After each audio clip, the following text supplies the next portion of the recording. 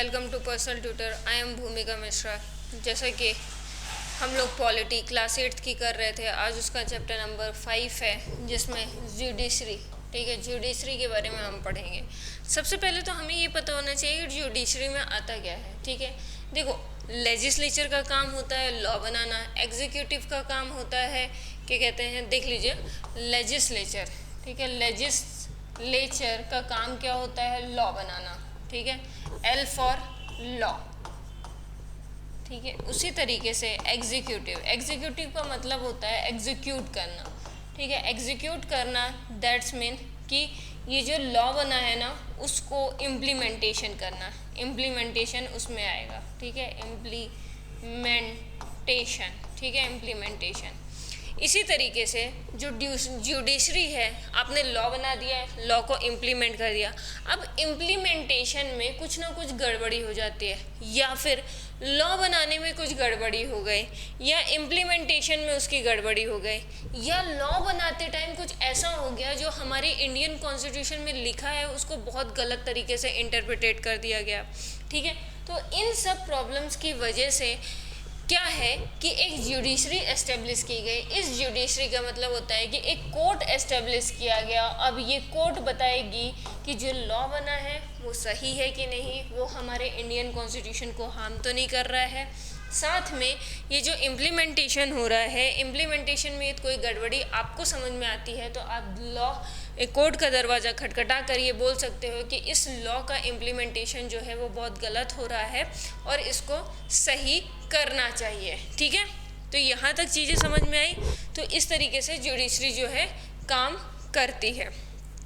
ये देखिए, ये जो हमारा सुप्रीम कोर्ट है, ठीक है, जो दिल्ली में है, एक लौता है, इसको बोला जाता है सुप्रीम कोर्ट। ठीक है, सुप्रीम कोर्ट का काम क्या है, क्या कहते हैं, इंडिया में कोई भी ऐसा काम हो रहा है जो क्या कहते हैं लॉ के खिलाफ हो रहा है, इंडियन कॉन्स्टिट्यूशन के फंडामेंटल्स, मतलब जो कोर है, जो उसकी आइडेंटिटी है कॉन्स्टिट्यूशन की, उसको यदि हार्म पहुंचा रहा है तो ये जो है वो सबको पनिश करती है। इवन क्या कहते हैं सुप्रीम कोर्ट हमारी जो गवर्नमेंट है, जो हमारी पार्लियामेंट है, जो हमारा लॉ बनाती है, उसको भी पनिशमेंट कर सकती है यदि वो कुछ गलत काम करती है तो। ठीक है, what is the role of judiciary. सबसे पहला question, what is role of judiciary, वो चीज़ समझते हैं। ठीक है, court take decision very large number of the issues they can divide, no teacher can be beat a student. ठीक है, कोई भी टीचर आपको नहीं मार सकता है। इस तरीके के लॉज जो हैं वो डिसाइड करती है about sharing river water. River water जो है वो एक स्टेट से दूसरे स्टेट फ्लो होकर जाता है, तो ये गवर्नमेंट की रिस्पॉन्सिबिलिटी होती है कि क्या कहते हैं वो एक स्टेट से दूसरे स्टेट फ्लो होके जा रही है तो दोनों स्टेट जो है वो आपस में बांट ले, इस चीज़ को सुनिश्चित करने वाली जो है वो हमारी सुप्रीम कोर्ट है। इस चीज़ को डिसाइड करने वाली हमारी सुप्रीम कोर्ट है। ठीक है, और they can punish people for a particular crime, किसी पर्टिकुलर क्राइम के लिए, जैसा मैंने आपको बताया वैसा। अब इसके कुछ रूल्स हैं वो समझ लेते हैं। डिस्प्यूट रिजोल्यूशन, कोई भी रिजोल्यूशन से रिलेटेड कोई भी डिस्प्यूट है वो क्या सुप्रीम कोर्ट सुनती है। Judicial systems provide a mechanism resolving dispute between citizen, किसके बीच में, डिस्प्यूट सिटीजन के बीच में, बिटवीन सिटीजन्स, ठीक है, the government, between two state, दो स्टेट के बीच में, between centre and state government, किसी के बीच में, दो लोगों के बीच में, एक इंसान और एक क्या कहते हैं गवर्नमेंट के बीच में। जैसे मेरे और गवर्नमेंट ऑफ इंडिया के बीच में कोई डिस्प्यूट हो जाता है तो भी सुप्रीम कोर्ट सुनेगी, कोर्ट सुनेगी। यदि क्या कहते हैं मध्य प्रदेश गवर्नमेंट और महाराष्ट्र गवर्नमेंट आपस में लड़ने लग जाते हैं तो भी कौन सुनेगा, कोर्ट सुनेगी, सुप्रीम कोर्ट सुनेगी। ठीक है, और गवर्नमेंट ऑफ इंडिया, मान लीजिए प्राइम मिनिस्टर ऑफ इंडिया और मेरे स्टेट के चीफ मिनिस्टर के बीच में झड़प हो जाती है किसी भी लॉ को रिलेटेड, तो कौन सुनेगा, सुप्रीम कोर्ट सुनेगी। ठीक है, पहला काम। ठीक है, कोई भी डिस्प्यूट हो उसको रिजॉल्व करेंगे। दूसरा, जुडिशियल रिव्यू। ठीक है, मान लीजिए कोई भी क्या कहते हैं, सबसे पहली चीज़ तो जुडिशियल रिव्यू के मतलब समझ लेते हैं। As a final interpreter of the constitution. Final interpretation कौन करता है कॉन्स्टिट्यूशन का? तो हमारा सुप्रीम कोर्ट करता है, ठीक है। Judiciary also have a power to strike down the particular law pass by the parliament, ठीक है। जुडिशरी के पास पावर होता है कि वो किसी भी लॉ को पार्लियामेंट से पास हुआ है तो वो it believes that there is a violation of a basic structure और कॉन्स्टिट्यूशन, मतलब कि जो कॉन्स्टिट्यूशन का बेसिक स्ट्रक्चर है उसको तो हार्म नहीं पहुंचाया है, ठीक है। इसको क्या कहते हैं? जुडिशियल रिव्यू बोला जाता है। इसको बहुत अच्छे तरीके से समझते हैं, इस तरीके से समझते हैं कि मान लीजिए जो हमारा इंडियन कॉन्स्टिट्यूशन है, ठीक है, उसमें बोलने का क्या कहते हैं, आपको एक्सप्रेस करने की स्पीच है। मान लीजिए इंडियन गवर्नमेंट इस तरीके का लॉ लेकर आती है कि क्या कहते हैं, आप क्या कहते हैं इंडियन गवर्नमेंट के खिलाफ कुछ भी नहीं बोल सकते हैं, आप उसका क्रिटिसिज्म नहीं कर सकते। जिस तरीके से हमने ब्रिटिश का देखा था, सेडिशन एक्ट ऑफ 1860 वाला, ठीक है, तो उस तरीके का कोई लॉ लेकर आती है तो वो हमारे इंडियन कॉन्स्टिट्यूशन के बेसिक स्ट्रक्चर को हार्म पहुंचा रही है। तो हमारी जो जुडिशरी है वो खड़े होकर आवाज़ उठाएगी कि इंडियन गवर्नमेंट गलत कर रही है और उसे तुरंत के तुरंत ये लॉ जो है वो वापस लेना चाहिए, ठीक है। तो हमारी जो सुप्रीम कोर्ट है वो बताती है कि ये हमारे इंडियन कॉन्स्टिट्यूशन को, पर्टिकुलर लॉ जो है वो हमारे इंडियन कॉन्स्टिट्यूशन को इंडियन कॉन्स्टिट्यूशन के लॉ को हार्म पहुंचा रही है कि नहीं पहुंचा रही है, इंडियन कॉन्स्टिट्यूशन के लॉ को फॉलो कर रही है कि नहीं कर रही है। ये काम कहलाता है जुडिशियल रिव्यू, ठीक है। नेक्स्ट देखते हैं upholding the law enforcing fundamental right, ठीक है। इस तरीके से लॉ को अपहोल्ड करना कि आप फंडामेंटल राइट्स को जो है इम्पोज कर रहे हो। Every citizen of Indian can approach the supreme court और the high court they believe that the fundamental right has been violated. देखो, हमने फंडामेंटल राइट्स के बारे में जानते हैं कि हमारे पास 6 फंडामेंटल राइट्स हैं। उस फंडामेंटल राइट्स के खिलाफ यदि गवर्नमेंट कुछ काम करती है तो हम हाई कोर्ट जा सकते हैं, सुप्रीम कोर्ट जा सकते हैं और वहाँ पे क्या कहते हैं, हम ये चीज़ पूछ सकते हैं कि भैया क्या चल रहा है, क्या कहते हैं, ये इस तरीके के लॉ जो है वो वायलेट कर रहे हैं, आप कुछ कीजिए, ठीक है। Agriculture rebels who fells to the running train and injured him whose condition got worse because the several hospital refused to admit him। यहाँ पे एक एग्जांपल दिया हुआ है कि एक फार्मर रहता है, वो उसको लग जाती है, अब वो हॉस्पिटल टू हॉस्पिटल जाता है कि भैया मुझे एडमिट कर लो, लेकिन सारे हॉस्पिटल जो हैं वो रिफ्यूज़ कर देते हैं कि हम आपको एडमिट नहीं करेंगे, हम आपको एडमिट नहीं करेंगे। तो यहाँ पे फंडामेंटल राइट्स जो है वायलेट होता है। किस तरीके से क्या होता है कि जो हमारी ये क्या कहते हैं फंडामेंटल राइट्स जो है वो किस तरीके से वायलेट होता है। यहाँ पे क्या हो रहा है कि आप रिफ्यूज़ कर रहे हो, ठीक है। किसी भी इंसान को पब्लिक प्लेस में जाने से रिफ्यूज़ करना और पब्लिक प्रॉपर्टी यूज़ करने से रिफ्यूज़ करना इज़ अ क्राइम। वो लॉ पे लिखा हुआ है और आप वही चीज़ कर रहे हो, तो हम उसके लिए कहाँ पे जाएंगे? कोर्ट के पास जाएंगे कि हमें इन हॉस्पिटल्स ने रिफ्यूज़ किया, वायलेट किया फंडामेंटल राइट्स, आप कुछ करो, ठीक है। On hearing this supreme court ruled that Article 21 which provide the every citizen the fundamental of right life also include right to health। फिर हमें जो सुप्रीम कोर्ट है हमें एक्सप्लेन करती है कि आर्टिकल 21 में दिया हुआ है राइट टू लाइफ, ठीक है, फंडामेंटल राइट टू लाइफ, जीने का अधिकार, सबके पास जीने का अधिकार है और उसी के तहत उसी के अंडर पे राइट टू हेल्थ आता है कि आपके पास हेल्थ का भी राइट है, ठीक है। It therefore directed the West Bengal government pay him compensation for the loss suffered as well as to come up with the blueprint of primary health care, ठीक है। इसके बाद क्या होता है कि जो वेस्ट बंगाल गवर्नमेंट होती है इस पे अटेंशन पे करती हो और उसको समझ में आता है तो वो कंपनसेशन देती है, जिसकी वजह से वो जो फार्मर्स था वो उसकी डेथ हो जाती है क्योंकि उसको कोई एडमिट नहीं करता है। और फिर उसके साथों साथ वो एक ब्लूप्रिंट जारी करती है। Blueprint type of a law, ठीक है, वो जारी करती है जिसमें प्राइमरी हेल्थ केयर और particular reference to the treatment, किस तरीके से पेशेंट का ट्रीटमेंट होगा। ठीक है, पहले ट्रीटमेंट होगा फिर पैसे लेंगे कि पहले पैसे लेंगे फिर ट्रीटमेंट होगा। ठीक है, इस तरीके का ब्लूप्रिंट जारी किया कि एग्जैक्टली में क्या लॉ होना चाहिए। यदि मैं यहाँ के किसी भी गवर्नमेंट हॉस्पिटल में जाती हूँ तो सबसे पहले क्या प्रोसीजर होना चाहिए, उसके बाद क्या होना चाहिए, उसके बाद क्या होना चाहिए, तो ये सारी चीज़ें होती हैं। नेक्स्ट देखते हैं what is a independent judiciary. देखो हमारी जो क्या कहते हैं सुप्रीम कोर्ट है, मतलब जुडिशरी जो है वो इंडिपेंडेंट है। इसका मतलब क्या समझते हैं कि इंडिपेंडेंट है, इसका मतलब आप क्या समझते हैं। Imagine the situation where is a powerful politician has encroach the land of. Independent judiciary का मतलब ये है, जैसे सुप्रीम कोर्ट है, मान लीजिए सुप्रीम कोर्ट में किसी पॉलिटिशियन, लाइक आज के डेट में आप ये समझ लीजिए अमित शाह, ठीक है, अमित शाह बहुत ज़्यादा पॉपुलर है, ठीक है, या फिर अमित शाह छोड़िए योगी जी समझ लीजिए, ठीक है,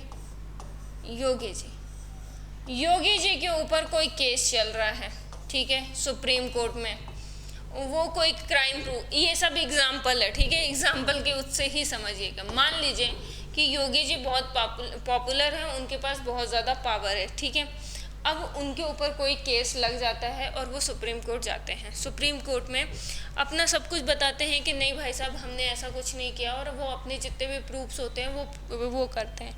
मान लीजिए यहाँ पे सुप्रीम कोर्ट तो इंडिपेंडेंट है, वो अपनी मर्जी से योगी जी की भी बात सुनेगी, और मान लीजिए यहाँ पे कोई XYZ इंसान है जिसने इनके ऊपर केस किया है, उसकी भी पूरी बात सुनेगी कि ठीक है भैया तुम्हारा ये पॉइंट ऑफ व्यू है, तुम्हारा ये पॉइंट ऑफ व्यू है, तुम्हारे ये एविडेंस है, तुम्हारे ये एविडेंस है, तुम्हारे प्रूफ ये है, तुम्हारे प्रूफ ये हैं, ठीक है, सारे पॉइंट्स उन्होंने सुन लिए।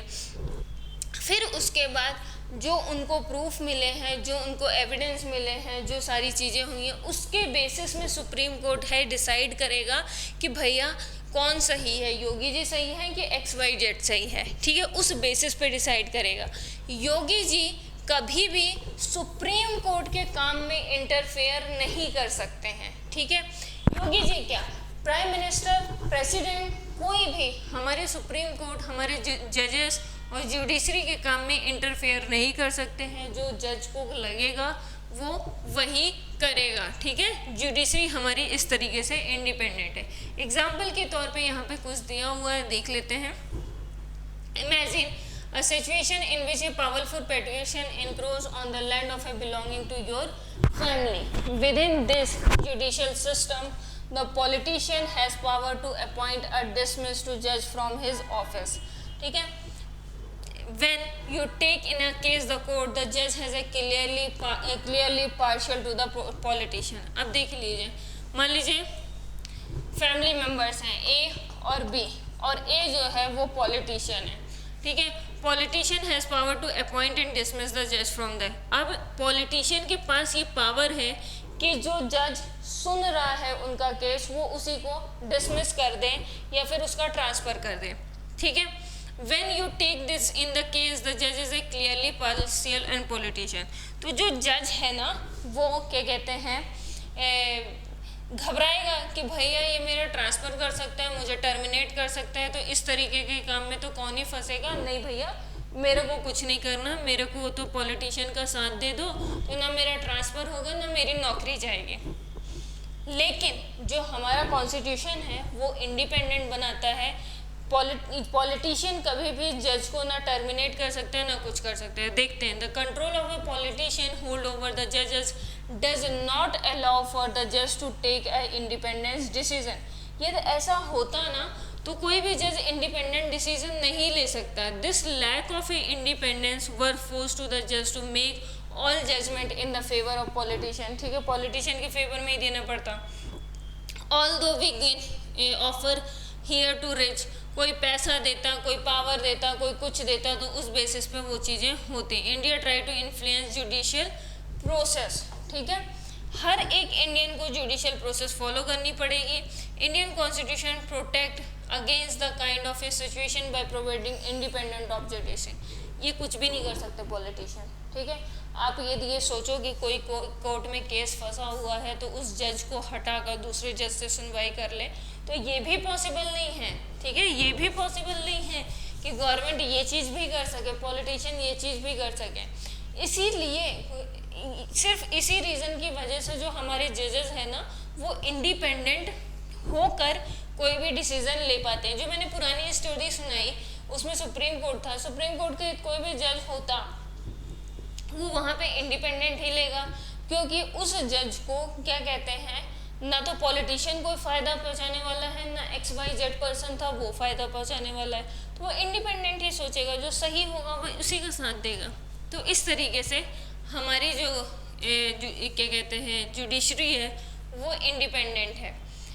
One aspect of this independence the separation of power, इससे सेपरेशन ऑफ पावर मिलता है। What is meant here, the branch of the government, the judiciary and the executive cannot interference the work of judiciary.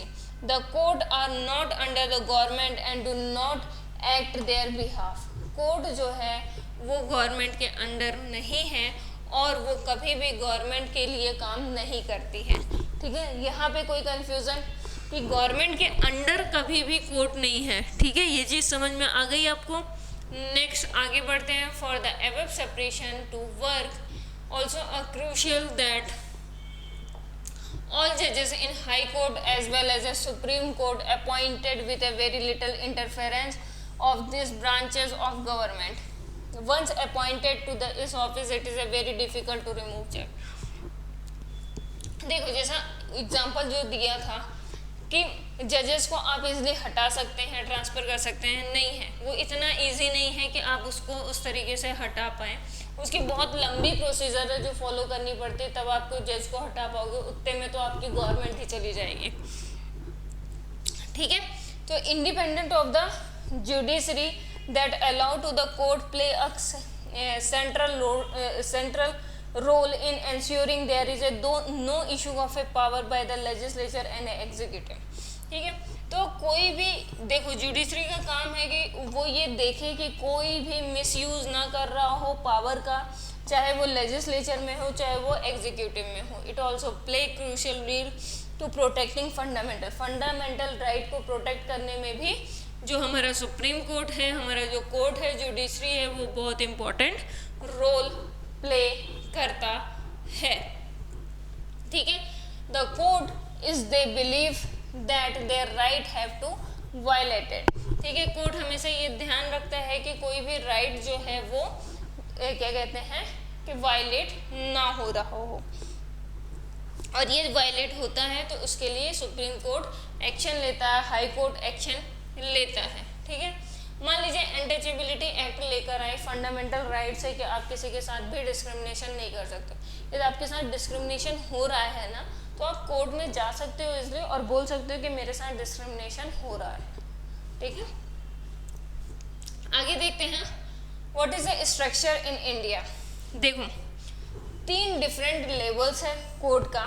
सबसे ऊपर आता है supreme court, फिर उसके नीचे आता है हाई कोर्ट, फिर उसके नीचे आता है डिस्ट्रिक्ट कोर्ट, ठीक है। इसको समझते हैं कि कैसे कैसे होता है। जो सुप्रीम कोर्ट होता है वो इंडिया में एक ही है और कहाँ पे है, दिल्ली में है, ठीक है। कहाँ है, दिल्ली में है। उसी तरीके से हाई कोर्ट जो है वो हर एक स्टेट में होता है, हर एक स्टेट में होता है और स्टेट में ही होता है, ठीक है। यूनियन टेरिटरी में नहीं होता। सिर्फ एक जगह जो है हाई कोर्ट जो है वो यूनियन टेरिटरी में है, वो है दिल्ली। दिल्ली का खुद का हाई कोर्ट है, दिल्ली यूनियन टेरिटरी के, बाकी सारे स्टेट्स में ही हैं। और वहाँ पे जहाँ पे भी हाई कोर्ट है ना तो यूनियन टेरिटरी को अटैच कर दिया गया है। ये किसी यूनियन टेरिटरी में कोई प्रॉब्लम आता है तो उस स्टेट के उसमें जाकर और वो सुनवाई कर सके। हर डिस्ट्रिक्ट में एक कोर्ट होता है, ठीक है। हर एक स्टेट में एक हाई कोर्ट, हर डिस्ट्रिक्ट में एक डिस्ट्रिक्ट कोर्ट होता है, जिससे इंसान जल्द से जल्द जो है वहाँ तक पहुँच सके, ठीक है। Several courts at the lower level while there only one at apex level. The court that most people interact with that what is called subordinate or district courts, ठीक है।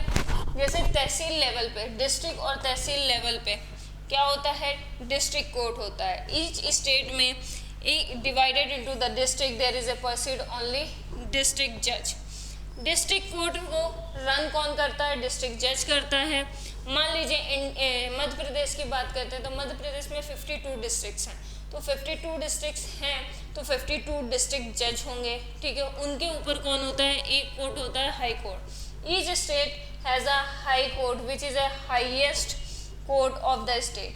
हर एक स्टेट में एक हाई कोर्ट होता है और state का सबसे बड़ा कोर्ट कौन सा होता है, हाई कोर्ट होता है। और हाई कोर्ट को जो सबसे बड़ा जज होता है उसका नाम होता है chief justice of high court, ठीक है। और सबसे टॉप लेवल पे कौन होता है, सुप्रीम कोर्ट, ठीक है। सुप्रीम कोर्ट जो कि नई दिल्ली में है, जिसको प्रीसीड कौन करता है, चीफ जस्टिस ऑफ इंडिया, ठीक है, chief justice of India. Decision made by the supreme court binding to all other court. ये सुप्रीम कोर्ट यदि कोई डिसीजन देता है तो वो डिसीजन सारे कोर्ट्स में मायने होगा, इसलिए सुप्रीम कोर्ट को बोला जाता है कि जो कॉन्स्टिट्यूशन का इंटरप्रिटेटर है वो कॉन्स्टिट्यूशन को इंटरप्रिटेट करता है, ठीक है। यहाँ तक कोई कन्फ्यूज़न, मेरे ख्याल से यहाँ तक कोई कन्फ्यूज़न नहीं हुआ होगा। देखिए इस तरीके से है हमारा जो क्या कहते हैं जुडिशरी है। यहाँ पे सुप्रीम कोर्ट है, ठीक है, टॉप में। फिर यहाँ पे हाई कोर्ट है जो हर एक स्टेट में है। फिर डिस्ट्रिक्ट कोर्ट है जो कि हर एक डिस्ट्रिक्ट में है। डिस्ट्रिक्ट कोर्ट को रन कौन करता है, डिस्ट्रिक्ट जज करता है, ठीक है। वहीं पे आप बात करोगे हाई कोर्ट का, तो हाई कोर्ट को रन करने वाला कौन होता है, क्या कहते हैं, chief justice of high court, ठीक है। वहीं पे सुप्रीम कोर्ट को रन करने वाला चीफ जस्टिस ऑफ इंडिया। और ये टॉप में है तो इसने कोई वर्डिक्ट दिया है, इसने कोई डिसीजन दिया है, तो ये सब के लिए मीनिंगफुल होगा और इन सबको फॉलो करना पड़ेगा, ठीक है। नेक्स्ट देखते हैं are the different level of the court connected with each other. Yes they are in India to integrated judicial system. अब देखिए यहाँ पे एक वर्ड लिखा हुआ है इंटीग्रेटेड जुडिशियल सिस्टम। इसका मतलब ये, जैसे सुप्रीम कोर्ट ने कोई वर्डिक्ट दिया, ठीक है, कोई डिसीजन दिया, तो वो supreme court, high court, district court, इन सब के लिए वो क्या कहते हैं लगेगा, ठीक है।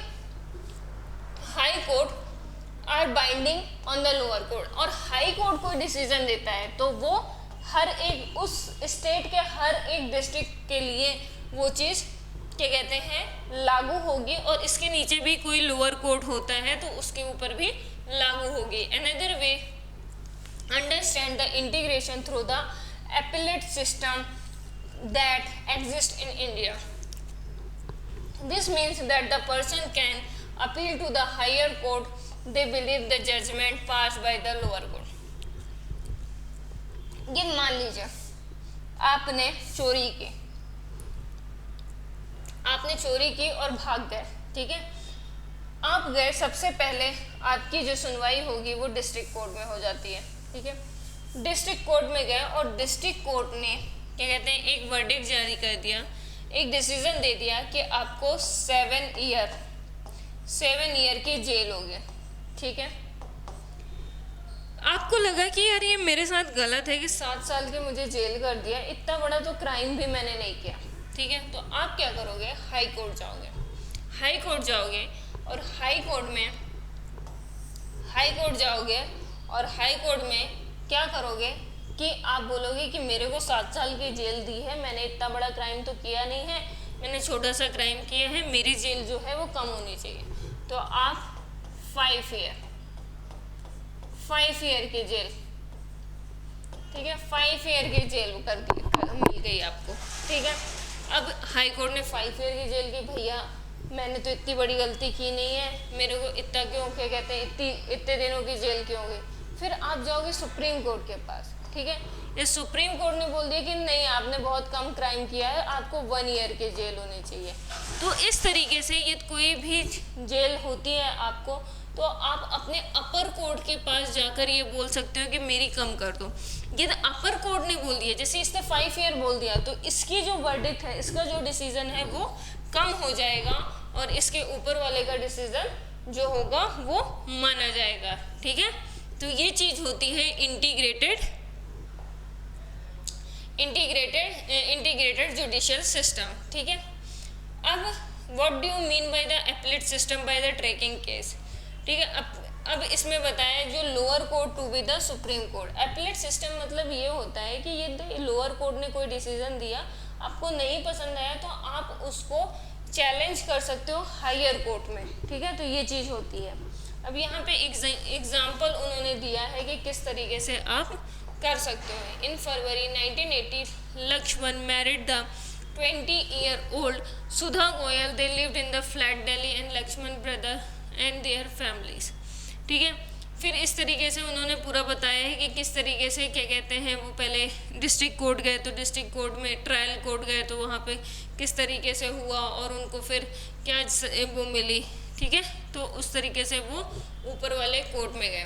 ठीक है, 83 में फिर उन्होंने अपील किया। कहाँ अपील किया? ट्रायल कोर्ट से उन्होंने अपील किया हायर कोर्ट में, हाई कोर्ट में। फिर उसके बाद भी उनको समझ में नहीं आया तो वो अपर कोर्ट गए। ठीक है, इस तरीके से किया उन्हें। ठीक है, यहाँ तक कोई कन्फ्यूज़न, होपफुली यहाँ तक कोई भी कन्फ्यूज़न नहीं हुआ होगा। कन्फ्यूज़न नहीं हुआ हो तो प्लीज़, पसंद आया हो ये पूरा का पूरा लेक्चर तो अपने दोस्तों के साथ शेयर करें, चैनल को लाइक करें, सब्सक्राइब करें। Thank you.